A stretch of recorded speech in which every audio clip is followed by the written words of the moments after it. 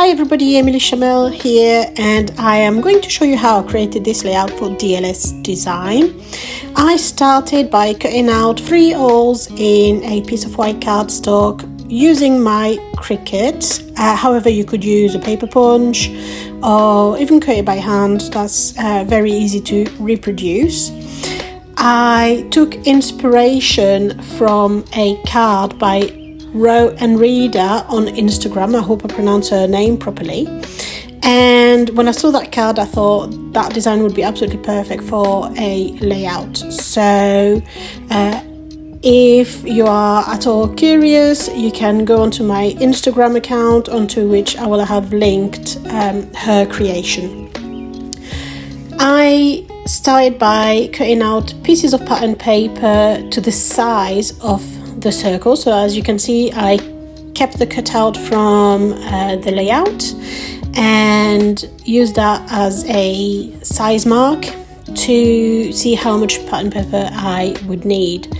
I then added some double-sided sticky tape, and as I aligned the piece of cardstock onto my background layout, I then placed those pieces. So just to explain, the piece that is cut out slightly smaller than a 12 by 12. It's cut out at 11.5 by 11.5. So I lined it up with my background how I want it to fit, and then I line up the pattern paper with the edges of those circles so that it just is seamless. I also wanted the white cutout cardstock to be raised up compared to the background, but I wanted the pattern and the photo to be directly on the background so that it would give a bit of volume. I love volume on my layout, so I wanted to create that. So the best way for me, it's easier if you do it just one dimensional, it's easier to just slap stick the pattern paper at the back of the paper that you have cut out. However, because I wanted that dimension, it was the easiest way for me to create that. So once my pattern papers are in place and perfectly lined up, I then went on to add the photograph. The photograph was the easiest bit to stick down for the simple reason that there's nothing sticking out. All you need to be is perfectly lined up with that circle, and making sure that obviously it doesn't pick a bit on the circles either at the top or the bottom. But all in all, it's the easier one to line up with the layout.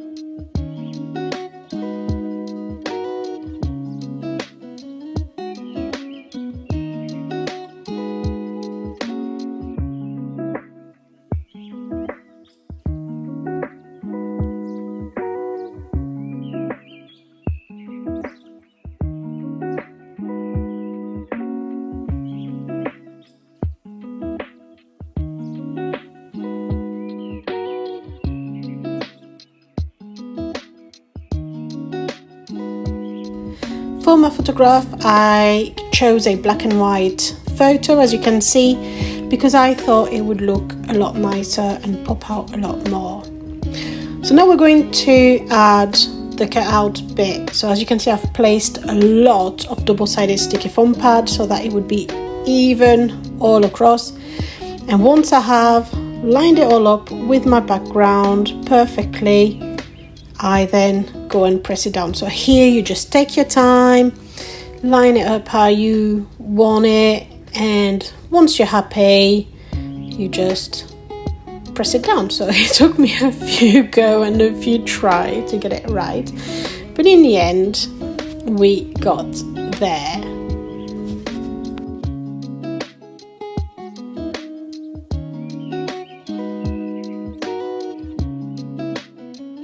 So now I'm pressing it all down. That's all done in place. I check over that everything is lined up when I'm properly faced to the layout, because as you can see, it's on the table, so I'm always that kind of an angle compared to my layout. I'm never right over it.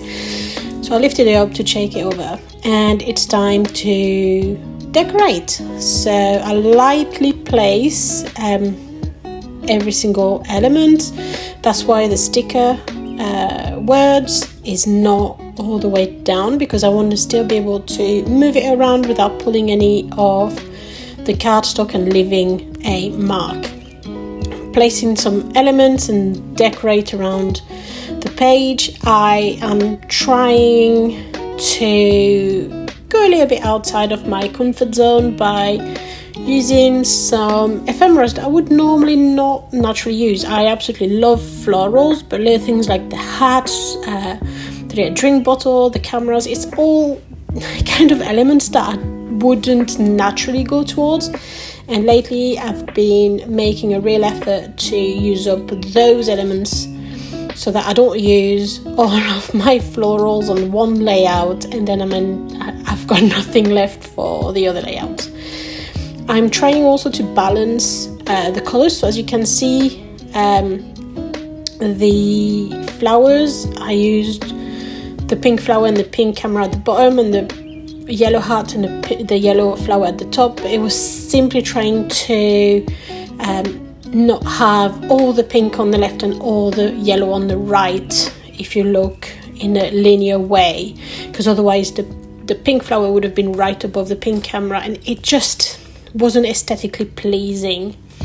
I'm placing a few more word sentence, lining them up properly. Those stickers are brilliant because they actually come back up quite easily. There's some brands where once the sticker is down, that's it, you can't lift it back up, but here I was able to lift it up without damaging the ephemera and still place it back down perfectly. It wasn't loose and it stuck really well. I'm adding a few more ephemeras just for a little bit more detail around the page. I just used some glue behind those.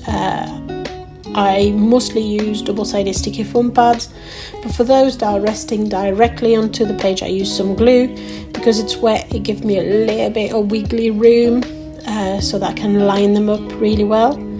And I'm ending up with some enamel dots, and those are from a different collection, but they are still from DLS Design. DLS Design has some beautiful coloured enamel dots, and as DLS Design reuse the same colour palettes from collection to other collection, you can really use them over the different project that you create. So I hope that you enjoyed this video. Please don't hesitate to comment below with any question that you may have, and I hope to see you soon. Bye!